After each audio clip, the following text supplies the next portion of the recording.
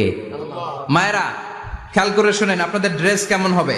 Number one, আপনার পুরো দেহটা ঢাকা থাকতে হবে। যে ড্রেস পরবেন, you should cover your whole body.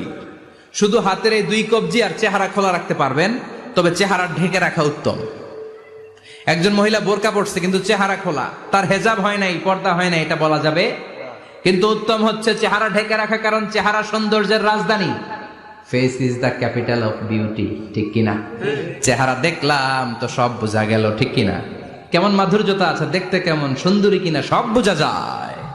এজন্য চেহারাটাও ঢেকে রাখবেন, চোখটা খোলা রাখবেন। বিশ্বনবীর স্ত্রী উম্মে সালামা বলে, দেখার জন্য আমার দুই চোখের দরকার নাই, লাগবে এক চোখ। উনি আরেক চোখের মধ্যে আরেক কাপড় দিয়ে রাখতেন, এমনি তাকাইতেন। সাহাবারা বলতেন, উনারে দেখলে আমরা দিতাম দৌড়, ভয় লাগতো।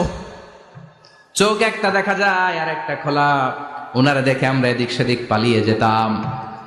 আবার অনেক মহিলারা পা ঢাকে না।